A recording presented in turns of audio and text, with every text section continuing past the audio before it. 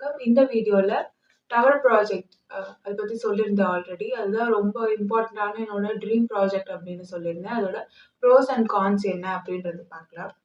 So முதல் விஷயம், இங்க ஒரு குளோபல் த்ரெட் அப்படின்னா என்ன இருக்கும்? 2 விஷயம் இருக்கும். ஒண்ணு நான் சொல்லியிருக்கேன் ஆல்ரெடி, எலக்ட்ரோ மேக்னெட்டிக் ஃபீல்டு வந்து சேஞ்ச் ஆகும். ஸோ அதுக்கு ஏற்றாற் போல அதுக்கு எவால்வ் ஆன மனுஷங்க சஸ்டெயின் பண்ணுவாங்க.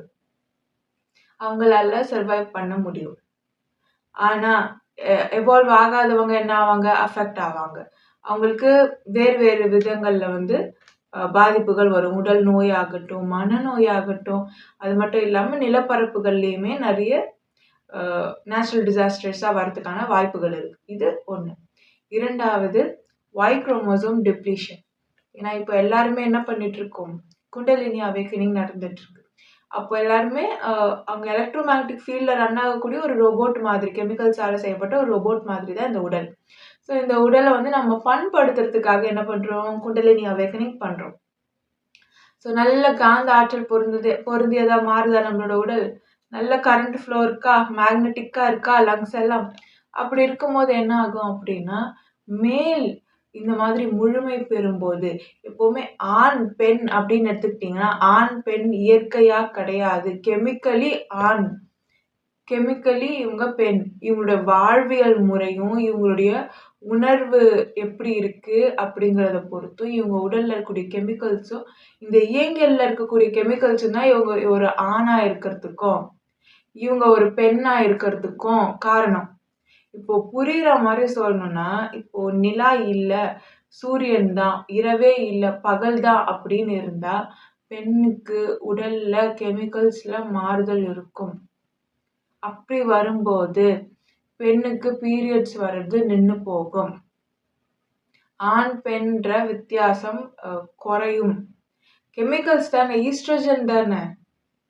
அதே மாதிரி நீங்க பாத்தீங்கன்னா, வாழ்வியல் முறையிலேயே நீங்க மாற்றத்தை பார்க்கலாம். எந்த பெண் வந்து ரொம்ப கடினமா உழைக்கக்கூடிய நிறைய வந்து கஷ்டமான விஷயங்களை வந்து பொறுப்புகளை வந்து ஃபேஸ் பண்ற மாதிரி இருக்காங்க அப்படின்னா, அவங்களே எல்லாமே பண்ற மாதிரி போராடுற மாதிரி இருக்கு வெளியில போய் அப்படின்னா, அவங்க எப்படி இருக்காங்க? உள்ள ஒரு மஸ்குலைன் சைடு வந்து கொஞ்சம் அப்படி ஆக்டிவேட் ஆகுது. அதுதான் வந்து முழுமை அடைந்த ஒரு பெண். ஃபுல்லாவே ஃபெமினைனா இருக்கிறது முழுமை அடைந்ததா அர்த்தம் இல்லை. கொஞ்சம் அப்படி மஸ்குலைனா மாறுறது லைட்டா. அது முழுமை அடைந்த பெண். காந்த ஆற்றல் அவங்க பெறும்போது, முழுமை அடையும் போது, குண்டலினி ப்ராசஸ் ஃபுல்லா கம்ப்ளீட் பண்ணும்போது. அதே மாதிரி ஆண் தன்மை மட்டும் இருக்கிறது இல்லை. கொஞ்சம் அப்படி சாஃப்டா, கொஞ்சம் ஃபெமினைன் சைடா இருக்கிறது, கொஞ்சம் புரிதல் இருக்கிறது, எமோஷனலா புரிஞ்சுக்கிறது, இந்த மாதிரியான விஷயங்கள் இவங்க செய்யும்போது, இவங்க குண்டலினி ப்ராசஸ் கம்ப்ளீட் ஆகும்போது என்ன ஆகும்? இவங்க ஒரு முழுமை அடைந்த ஒரு ஆணா இருப்பாங்க.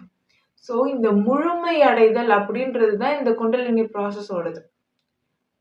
பக்குவம் அடைதல், முழுமை அடைதல். ஆனா இது என்ன பண்ணும் அப்படின்னா, ஆண்கள் எல்லாம் முழுமை அடைந்தாட்டாங்க அப்படின்னா, அவங்களுக்கு பிறக்கக்கூடிய குழந்தைகள் எல்லாம் பெண் குழந்தைகளாவே பிறக்கும். நான் சொல்லியிருந்தேன், ஆண் அசிடிக், பெண் ஆல்கலின். அப்போ ஹைலி ஆல்கலினா இருக்கிற பெண்ணும், ஹைலி அசிடிக்கா இருக்கிற ஆணும் சேரும் போது பிறக்கிற குழந்தைகள் அவங்களுக்கு எல்லாம் நார்மல் ஃப்ரீக்வன்சி ரேஞ்சை விட கொஞ்சம் நல்லா இருக்கும். ஃப்ரீக்வன்சி ரேஞ்ச் நல்ல ஆரா இருக்கும். ஆல்கலினா இருப்பாங்க. ஆசிட் அவங்க நிறைய தாங்க முடியும். அதனால அவங்க ஆரா வந்து டே பை டே என்ன ஆகும்? இன்க்ரீஸ் ஆகிட்டே போகும். அப்போ ஆண் வந்து அசிடிக்கா இருக்கிற வரைக்கும் தான் நம்மளால என்ன பண்ண முடியும்? நல்ல குழந்தைங்களை வந்து ஜென்ரேட் பண்ணிட்டே இருக்க முடியும் அடுத்தடுத்த ஜென்ரேஷனுக்கு. ஆணோட அமிலத்தன்மை குறையுது. அப்போ ஆண் பக்குவப்படுறான், ஆண் நல்லவங்களா மாறுறாங்க, ஒரு டிவைன் மஸ்குலைனா மாறுறாங்க. ஆனா ஆண்ன்றதுக்கு பேசிக்கா இங்க என்ன கெமிக்கல் நம்ம கொடுத்துருக்கோம்? இது ஆல்கலின், இது ஆசிட். இது அசிடிக் ட்ரேட்ஸ் எல்லாம் வெளிப்படுத்தும். இதுக்கு டெஸ்டோஸ்டரோன் அதிகமா இருக்கும், இதுக்கு ஈஸ்ட்ரோஜன் அதிகமா இருக்கும். இப்போ ஈஸ்ட்ரோஜன் இருக்கக்கூடிய பெண்கள் சாந்தமா இருக்காங்களா? பீரியட்ஸ் அப்போ ஈஸ்ட்ரோஜன் குறையுது, டெஸ்டோஸ்டரோன் அதிகமாகுதா? பீரியட்ஸ் அப்போ என்ன ஆகுது? ஆசிட் அதிகமாகுது. பீரியட்ஸ்க்கு 3 நாள் முன்னாடி என்ன ஆகுது? ஆசிட் அதிகமாகுது. அப்படியே பீரியட்ஸ் அப்பவும் அப்படிதான். அப்படி இருக்கும்போது எப்படி நடந்துக்கிறீங்க? வித்தியாசமானது. அப்போ 30 நாளுமே டெஸ்டோஸ்டரோன்ல ரன் ஆகக்கூடிய ஒரு உடல் எப்படி இருக்கும்? 2 பேருக்குமே இந்த இயங்கியல்ல கஷ்டம் இருக்கு. அப்போ ஒரு பெண் வந்து வெளியில போய் சவாலான விஷயங்கள் எல்லாம் சந்திக்கிறா அப்படின்னு சொல்லும்போது, அவளுக்கு ஒரு ஆண் தன்மை வந்து கொஞ்சம் மேலோங்குது. அவ கரியர் ஓரியன்டடா போறா, அவ கோல் ஓரியன்டடா இருக்கான்னா, ஒரு ஆண் தன்மை அவளுக்கு மேலோங்குது அப்படின்னா, அப்ப ஆண் வாழ்க்கை முழுக்க அப்படிதான் பண்ணிக்கிட்டு இருக்காங்க. கஷ்டப்பட்டுட்டு தான் இருக்காங்க. அ ஒரு கெரியர் ரிலேட்டடா ஏதோ ஒண்ணு. அவங்க வந்து இவங்க கொஞ்சம் போராடினாலே இவங்களுடைய தன்மை என்ன ஆகுது? மாறுது. அப்ப இவங்க வாழ்க்கை ஃபுல்லாவே போராட்டமா தான் இருக்கு.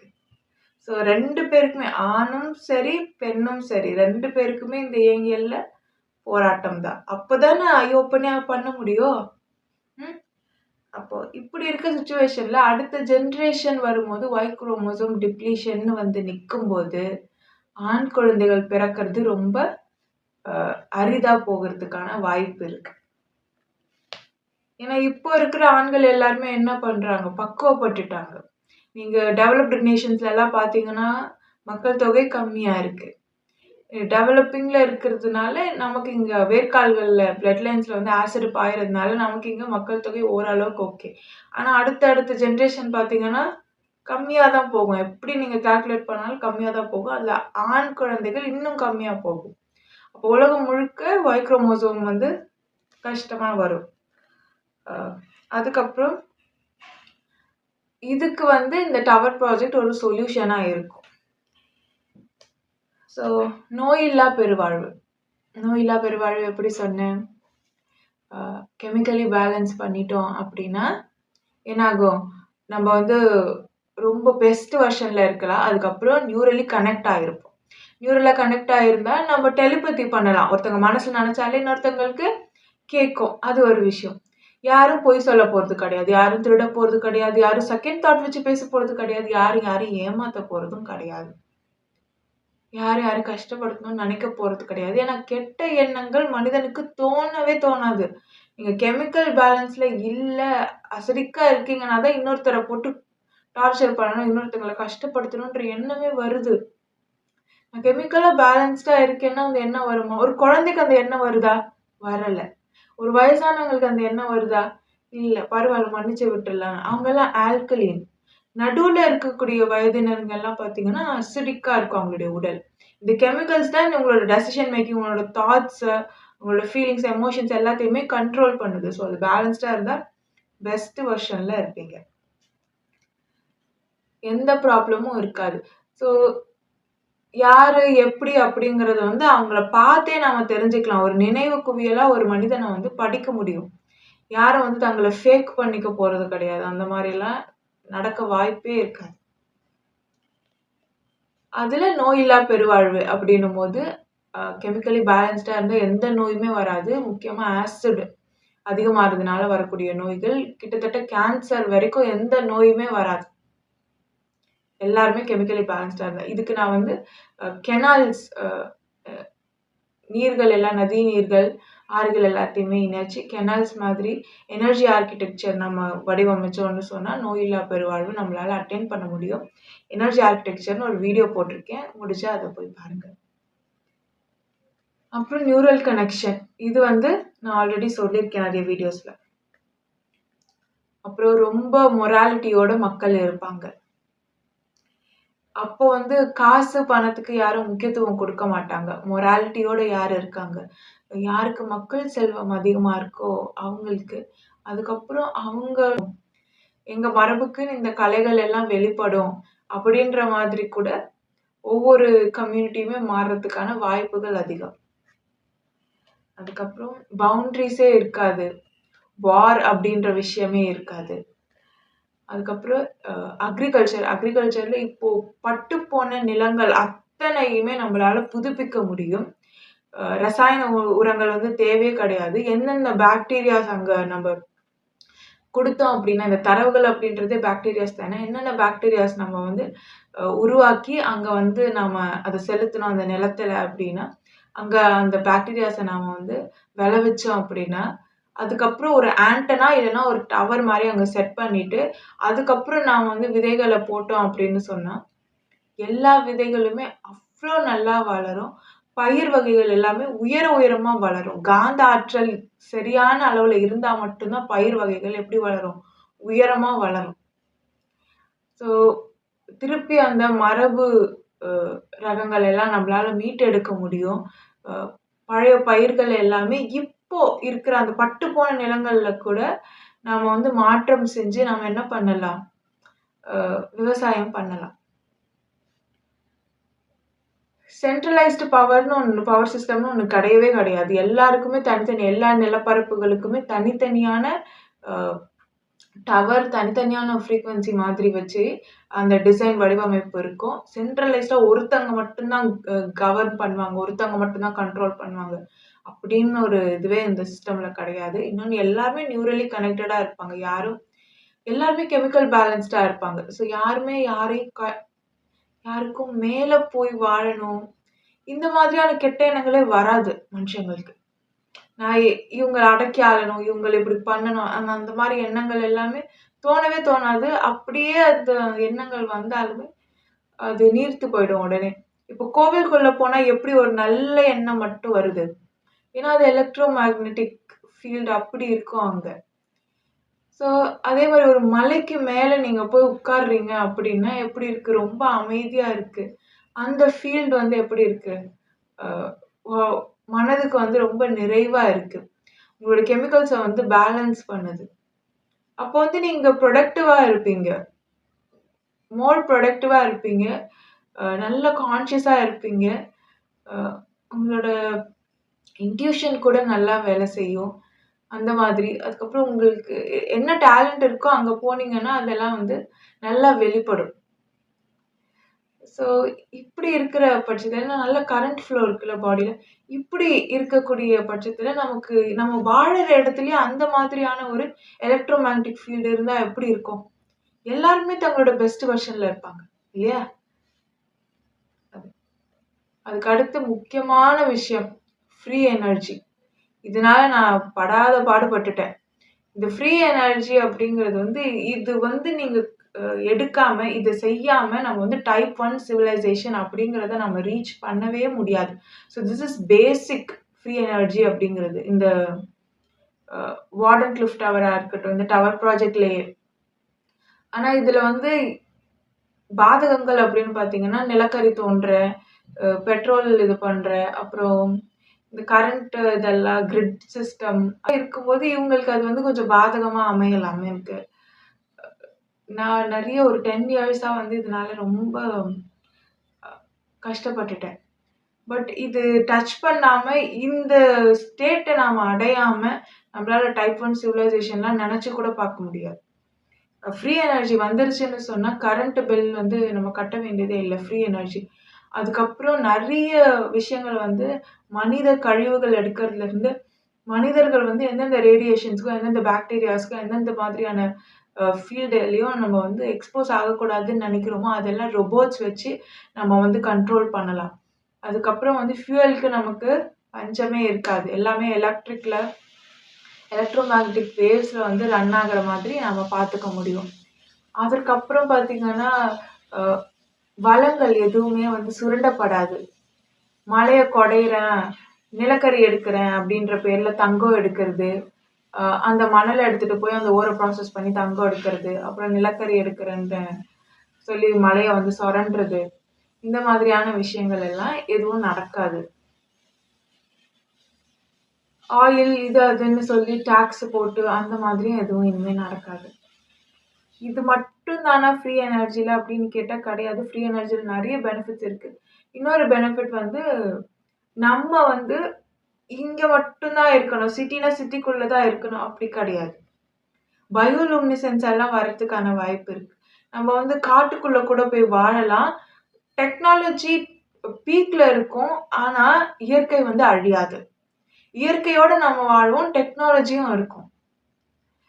எப்படி சொல்லணும்னா, ஒரு காட்டுக்குள்ளே இப்போ மலைவாழ் மக்கள் எப்படி வாழறாங்களோ, அவங்கள மாதிரி நம்மளும் வாழலாம். ஆனா நம்ம டெக்னாலஜி எல்லாம் யூஸ் பண்ணிட்டு இருக்கலாம். அதனால இயற்கைக்கு எந்த பாதிப்பும் வராது. ஸோ அந்த ஃப்ரீக்வென்சில அது இருக்கும். அது இயற்கைக்கு ஏற்றார் போல, நமக்கும் ஏற்றார் போல இருக்கும். அதுக்கப்புறம் இது நான் சொல்ல மறந்துட்டேன். மலைவாழ் மக்கள் எல்லாம் பார்த்தீங்கன்னா, அங்க இருக்கக்கூடிய சமூகத்துல இருக்கக்கூடிய ஆண்கள் வந்து ரொம்ப கண்ணியமாவும், நல்லவங்களாவும் இருப்பாங்க. அங்க இருக்கக்கூடிய பெண்கள் வந்து ரொம்ப ஒரு நவநாகரிக உடைகள் எல்லாம் அணியறதில்ல. அதே மாரி முழுதாவும் அவங்க வந்து அ மேலங்கி போடுறது, அந்த மாதிரியான விஷயங்களும் இல்ல. ஆனா எப்படி இருந்தாலுமே அங்க ஒரு ஹராஸ்மென்ட்டோ, இல்ல ஒரு அ எந்த ஒரு கெட்ட விஷயங்களுமே வந்து நடக்கறதில்ல. ஏன்னா, அங்க இருக்கக்கூடிய மக்கள் கெமிக்கலி பேலன்ஸ்டா இருக்காங்க. முன்னாடி இருந்த மக்கள்லயுமே வந்து பார்த்தீங்கன்னா, பெண்கள் வந்து மேலங்கி அணிஞ்சு அப்படியெல்லாம் வந்து இருந்தது கிடையாது. ஏன் இத நான் சொல்றேன்னா, நீங்க சில கதைகள பார்த்தீங்கன்னா, அ சில உணர்வுகள் வந்து இந்த ஃபீல்டு மாறுனதுனால தோன்றும். நீங்க ஆதாமையும், ஏவாளும் ஆப்பிள் சாப்பிட்ட கதைய கேட்டீங்கன்னா உங்களுக்கு தெரியும். அந்த ஆப்பிள் சாப்பிட்டதுக்கு அப்புறம் அவங்களுக்கு என்ன ஆகும்? அந்த உணர்வுகள் வந்து மாற்றம் அடையும். அந்த உணர்வுகள் மாற்றம் அடைஞ்சதுக்கு அப்புறம் தான் இவ்ளோ விபரீதங்களும் நடக்கும். திருப்பி அந்த சென்சஸ் எல்லாம் நமக்கு கெயின் ஆயிடுச்சு. இந்த ஃபீல்டுலருந்து நம்ம அந்த ஃபீல்டுக்கு மாறிட்டோம் அப்படின்னு சொன்னா, நமக்கு வந்து அந்த கெட்ட எண்ணங்கள் நம்ம சமூகத்துல இருக்க யாருக்குமே இருக்காது. அதான் சொன்னேன் Y குரோமோசோம் டிப்ளீட் ஆகுறதுக்கு காரணம் வந்து, இவ்ளோ கஷ்டப்பட்டு நாம என்ன பண்றோம்? அந்த டிவைன் மாஸ்குலைன் அவங்க வந்து அட்டைன் பண்றாங்க. அப்ப அவங்களுக்கு பிறக்கக்கூடிய குழந்தைகள்லாம் பெண் குழந்தையா பிறக்குது. இப்ப இனி வரும் சமூகத்துல எப்படி இருக்கும்னா, எல்லாருமே அவங்களுடைய பெஸ்ட் வெர்ஷன்ல இருப்பாங்க. அப்போ ஒரு 15 வயதுலருந்து ஒரு 25 வயதிற்குள்ள அவங்களுக்கு குழந்தை பெற்றுக்கொள்ற மாதிரியான சூழ்நிலைய நாம அமைச்சு குடுத்தோம் அப்படின்னா, பிறக்கிற குழந்தைகள் எல்லாம் ஆண் குழந்தையா பிறக்கும். ஒரு சரிசமமா நல்ல விகிதத்துல வந்து ஆண் குழந்தைகள நாம வந்து அ அடுத்த தலைமுறையில பார்க்க முடியும். இல்ல அப்படின்னு சொன்னா, அவங்க ஃபுல் ப்ராசஸ் குண்டலினி ப்ராசஸ்லாம் பண்ணி முடிச்சுட்டாங்கன்னா, ஆல்கலைனா மாறிடுவாங்க ஆண்கள். பிறக்கிற குழந்தை எப்படி பிறக்கும்? அதீதமா பெண் குழந்தைகளே பிறந்துட்டு வரும். அது அது சமநிலை தவறுதுன்னு அர்த்தம். அப்படி இருக்கும்போது ரொம்ப கஷ்டம்.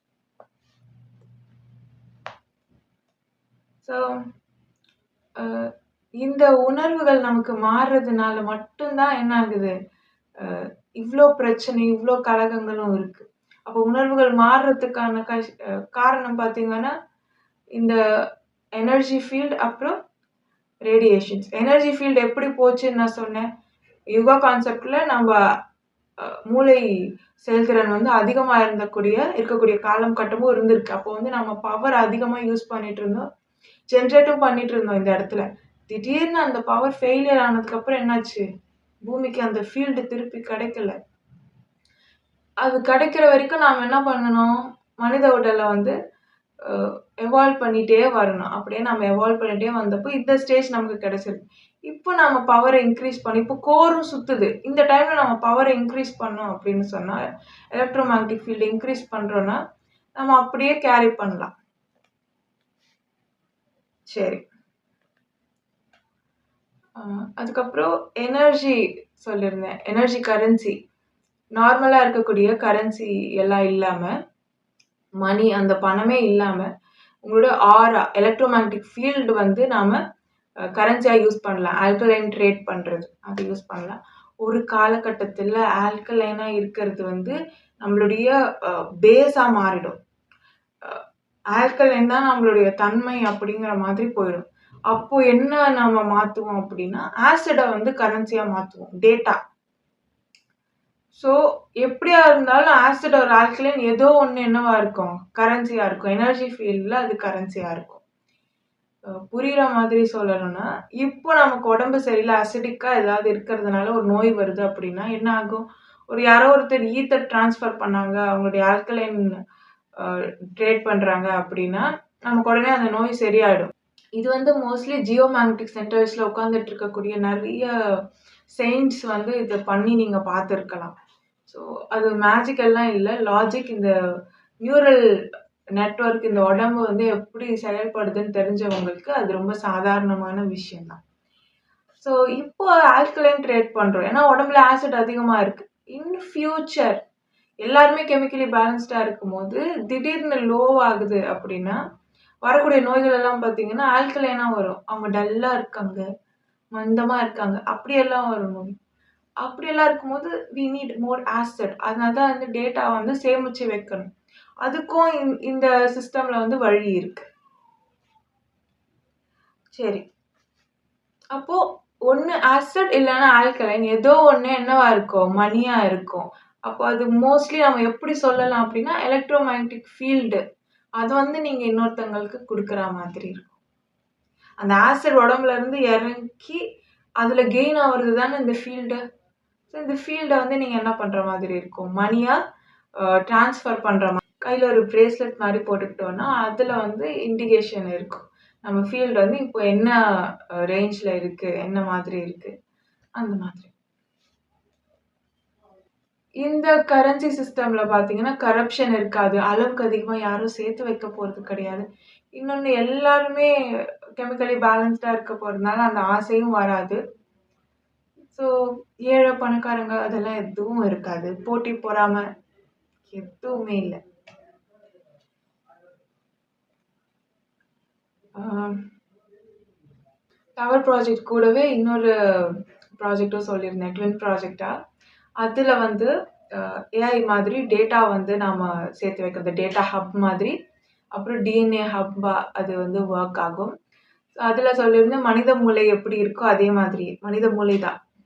உருவாக்கி அது வந்து நாம ரன் பண்ற மாதிரி இருக்கும். கார்பன் எமிஷன் இருக்காது. அதிகமான இடம் தேவையா? தேவையில்ல. ஹீட் அதிகமா ஜெனரேட் ஆகுமா? ஆகாது. அப்புறம் ஒரு ரேஸுக்குமே வந்து டிஃப்ரெண்ட் டைப் ஆஃப் சைக்கிக் எபிலிட்டீஸ் இருக்கும். அதெல்லாம் நம்ம டிஸ்கவர் பண்ணுவோம். மியூட்டேட் பண்றோமான்னு கேட்டா கிடையாது. அது ஹிடன்னா இருக்கு. இப்பவே டார்மன்ட் ஸ்டேட்ல இருக்கு. உங்களுக்கு ஃப்ரீக்வென்சி மாறணும் மாத்தும்போது அது வந்து வெளில வரும். ஸோ அப்படிதான். அது ஒரு வேளை மிதமிஞ்சி இருக்கு. இல்ல அவங்களுக்கு அது எப்படி ஹேண்டில் பண்றதுன்னு தெரியல. இது நெகட்டிவா போகுது. இல்ல கண்ட்ரோலபிளா இல்ல. அப்படி ஏதாவது ப்ராப்ளம்ஸ் வந்தது அப்படின்னா, அவங்க வந்து இருக்கிற இடத்துல இருக்கிற அந்த ஃபீல்ட பார்த்துக்கிட்டு, அத விட கம்மியான ஃபீல்டு இருக்கக்கூடிய இடத்துக்கு அவங்கள மாத்தணும் அப்படின்னா, அவங்க டோட்டலாவே டார்மன்ட் ஸ்டேட்டுக்கு போயிடுவாங்க. ஸோ இது வந்து அரைஸ் ஆகுமா அப்படின்னா, 100% ஆகும். ஏன்னா ஒவ்வொருத்தருக்கும் இண்டிவிஜுவலா வேற வேற கெமிக்கல்ஸ் இருக்கு உள்ள. நம்ம கெமிக்கல்ஸ் பேலன்ஸ் தான் பண்றோம். ஆனா எந்த உடல் உறுப்புல வந்து அதிகமா இருக்கு, எது எப்படி வேலை செய்யுதுன்னு நம்ம வந்து தெரியாது. அப்பதான் தெரியும். யாருக்கு வந்து என்ன மாதிரியான எபிலிட்டீஸ் இருக்கு, என்ன மாதிரியா ஒவ்வொருத்தவங்களும் அ அ செயல்பட முடியும். அவங்களுடைய உடலோட முழு செயல்திறனுமே வந்து அவங்களுக்கான ஒரு எலக்ட்ரோ மேக்னெட்டிக் ஃபீல்ட்ல அவங்க பெஸ்ட் வெர்ஷனா இருக்கும்போது தான் நீங்க உங்கள செல்ஃப் டிஸ்கவர் பண்ண முடியும். ஸோ இது நடக்கும். அதுக்கப்புறம் 2 ஹைலி எவால்வ்டா இருக்கக்கூடிய மக்களுக்கு வந்து 2 டிஃபரெண்ட் ரேசஸ் வந்து வரலாம். அந்த 2 நியூ ரேசஸுக்குமே வந்து ஸ்கின் டோன் வந்து டிஃபரெண்ட்டா இருக்கிறதுக்கான வாய்ப்புகள் இருக்கு. அவங்க பஞ்சேந்திரியங்கள் அந்த பரப்புல போய் அ குடியமர்த்தப்படும்போதும், அதுல சில மாற்றங்கள் வரும்போது அதான் சொன்னேன், பஞ்சபூத ஆற்றல் மாறுது அப்படின்னாலே, அந்த ஃபீல்டு மாறுதுனாலே, அது பாடியில என்ன ஆகும்? ரிஃப்ளெக்ட் ஆகும். ஸோ அவங்களோட ஸ்கின் டோன் மாறும். அதுக்கப்புறம் அவங்க அப்பியரன்ஸ்லயுமே என்ன ஆகும்? கொஞ்சம் சேஞ்சஸ் வரும். அந்த மாதிரி. அதுக்கப்புறம் ஏன் அந்த 2 அ புது ரேசஸ் நாம எடுத்துட்டு வரோம் அப்டின்னா, இப்ப இருக்கக்கூடிய எலக்ட்ரோ மேக்னெட்டிக் ஃபீல்ட் எல்லாம் நம்ம பார்த்து மக்கள பிரிச்சு கேட்டகரைஸ் பண்ணி வெவ்வேறு நிலங்களுக்கு வெவ்வேறு மாதிரி நம்ம ஃபிக்ஸ் பண்ணாலுமே, ஒரு செட் ஆஃப் பீப்பிள்க்கு வந்து எப்படி இருக்கும்? அத விட அதிகமா ஏன்னா அவங்கலாம் ஹைலி எவால்வ்டா இருப்பாங்க. அவங்களுக்கு அத விட அதிகமான ஃபீல்டு இருக்கக்கூடிய ஒரு இடம் தேவைப்படும். அப்போ இந்த சைடு இருக்கிறவங்க, வெஸ்ட் சைடு இருக்கிறவங்கள ஒரு பக்கமும், ஈஸ்ட் சைடுல இருக்கக்கூடியவங்கள இன்னொரு பக்கமும் நிலப்பரப்புகள நாம பிரிச்சோம்னா, நமக்கு கிட்டத்தட்ட 2 புது அ ரேஸ் வந்து நமக்கு கிடைக்கும். அப்புறம் அதுக்கு மேலேயும் வந்து நமக்கு வந்து கிடைக்கல. அது ஆர்டிஃபிஷியலா ஒரு ஐலேண்ட் மாதிரி நம்ம எடுத்து, அதுல வந்து நம்ம டவர்ஸ் ஃபிக்ஸ் பண்ணி நம்ம மாடிஃபை பண்ணிக்க முடியும். அப்படியும் வந்து எங்களுக்கு ஃபீல்டு பத்தல அப்படின்னா, அதான் ஒரு கதை சொல்லியிருப்பேன் ஆல்ரெடி. ஃபர்ஸ்ட் இருந்த வீடியோஸ்லலாம். முதல வந்து எப்படி தண்ணிக்குள்ள போச்சோ, அதே மாதிரி என்னாகும்? நீர்வாழ் சமூகம். ஆனா அது உடனே வரும்ன்னுலாம் சொல்ல முடியாது. பிகாஸ் இது எல்லாமே ஸ்டெப் பை ஸ்டெப் பண்ணி இதுக்கப்புறமும் நாம இன்னும் கொஞ்சம் எவால்வ் ஆனதுக்கப்புறம் டார்மன்ட்டா இருக்கக்கூடிய ஸ்கில்ஸ் எல்லாம் வெளியில வரும்போது, நம்ம வந்து ஸ்கின்லயே வந்து அ ஆக்ஸிஜன் எடுத்துட்டு பிளட்ல அப்படியே டைரக்ட்டா கலக்கிற மாதிரியான டிஎன்ஏ யார் யாருக்கு இருக்கோ அவங்க எல்லாருமே என்ன பண்ணலாம், தாராளமா நீர்வாழ் சமூகத்துக்குள்ள அவங்க பயணப்படலாம். அது கொஞ்சம் கொஞ்சமா வரும். எவல்யூஷன்ல அது ஒரு ஸ்டெப். சாப்பாடு தேவை இருக்காது. ஏன்னா கரண்ட் ஃப்ளோ நல்லா இருக்கிறதுனால பெருசா சாப்பாட்டுல தேவைகள் எதுவுமே இருக்காது. சாப்பிடுறது மோஸ்ட்லி வந்து நம்மளோட கெமிக்கல்ஸ்க்காக இருக்கும். அந்த ருசிக்காக இருக்கும். அப்புறம் தூக்கம் அப்படிங்கிறது அதிகமா தேவைப்படுற மாதிரி இருக்காது. எல்லாருமே வந்து சந்தோஷமா, ஹாப்பியா இருப்பாங்க. இம்மார்டாலிட்டி பத்தி நான் சொல்லியிருந்தேன். ஒருத்தங்க ஒரு நிலப்பரப்புல இருக்கும்போது அவங்க வந்து எவால்வ் ஆகிட்டாங்க அப்படின்னா, ஹைலி ஆல்கலைன் ஆகுறாங்கன்னா, அடுத்த நிலப்பரப்புக்கு வேற ஃபீல்டுக்கு அவங்க இன்னும் கொஞ்சம் அதிகமா எலக்ட்ரோமேக்னெட்டிக் ஃபீல்டு இருக்க இடத்துக்கு மாறுனாங்கன்னா, அவங்க என்ன பண்ண முடியும்? ரொம்ப நாள் இருக்க முடியும். அவங்க உடல் வந்து அந்த ஆற்றல்ல இயங்கும். ஸோ இப்படியே வேற வேற ஃபீல்டுல மாறி மாறி நீங்க எவால்வ் ஆகிட்டே இருக்கும்போது, நீங்க இம்மார்டாலிட்டி அச்சீவ் பண்ணலாம். But for a certain limit. அதான் சொன்னேன், கடைசியில வந்து நீங்க அந்த ஃபீல்டே பத்தலன்னா, நீர்வாழ் சமூகம் போற மாதிரி இருக்கும். இது ஒரு விஷயம். கிராவிட்டி கம்மியா இருக்கும். ஆக்ஸிஜன் லெவல் கொஞ்சம் அதிகமா இருக்கும். நல்லா இருக்கும். அந்த மாதிரி. அப்புறம் இப்பதான் வந்து அந்த ப்ராப்ளம் வரும். சன்ல இருந்து நம்ம ரிசீவ் பண்ணக்கூடிய அந்த ஹீட் வந்து கம்மியாகும். அப்போ இருக்கும்போது நம்ம ஆர்டிஃபிஷியல் சன் வந்து செட் பண்ற மாதிரி வரும். அப்போ ஆர்டிஃபிஷியல் சன் நீங்க செட் பண்ணீங்கன்னா, ஹியூமன்ஸோட கெமிக்கல்ஸ்ல வந்து அது வந்து ரிஃப்ளெக்ட் பண்ணும். அப்பவும் டே நைட்டுன்றது இருக்கணும். இல்ல டே நைட்ல வந்து நீங்க ஃபுல்லாவே பகல் மாரியே நம்ம வந்து பண்ண முடியும் அப்படின்னா, இது ஹியூமன் பாடி இருக்குல்ல, அதுக்குள்ள நெறைய கெமிக்கல்ஸ் இருக்கு. அதுல வந்து சேஞ்சஸ் வரும். அதுக்கப்புறம் மியூட்டேட் ஆகி ஒவ்வொருத்தவங்க ஒவ்வொரு பஞ்சபூத ஆற்றல்லயும் ஒவ்வொருத்தவங்க ஒரு ஒரு எலக்ட்ரோமேக்னெட்டிக் ஃபீல்ட்லயும் இருக்கும்போது, சில பேருக்கு அதிகமா கரண்ட் ஃப்ளோலாம் இருக்கும்போது, காது வந்து இப்படி ஷேப் மாறிடும். எல்ஃப்க்கு இருக்க மாரி இருக்கும். அதுக்கப்புறம் ஒவ்வொருத்தவங்களுக்கும் ஒவ்வொரு மாதிரியான மாற்றங்கள் வந்து உடல் ரீதியா வரதுக்கான வாய்ப்புகள் அதிகம். ஹைலி எவால்வ்டா இருக்கிறவங்க வீகன்ஸா இருப்பாங்க மோஸ்ட்லி. அதுக்கப்புறம் வந்து புறக்கணிக்க ஆரம்பிச்சுடுவாங்க. எந்த உணவுமே வந்து எடுத்துக்க மாட்டாங்க. வெறும் நீர் அந்த மாதிரி.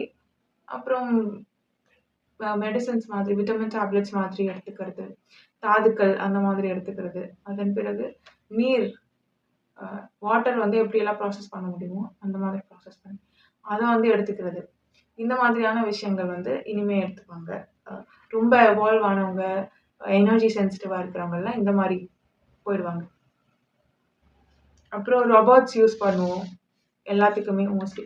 அப்போ ஹியூமன்ஸோட வேலை என்னவா இருக்கும் அப்படின்னு பார்த்தீங்கன்னா, மோஸ்ட்லி சந்தோஷமா இருக்கிறது, ஏஸ்தெட்டிக்கா என்னென்ன இருக்கோ அதெல்லாம் திருப்பி எடுத்துட்டு வர்றது, ஹாப்பியா இருக்கிறது, நெறைய புது புது விஷயங்கள கண்டுபிடிக்கிறது, ஆராய்ச்சி பண்றது, அந்த சொசைட்டிய சப்போர்ட் பண்றது. ஸோ மோஸ்ட்லி நீங்க சந்தோஷமா இருந்து, அன்பா இருந்து, நீங்க வந்து அந்த எனர்ஜிய வந்து ஆம்பிளிஃபை பண்ணிக்கிட்டே இருக்கணும்.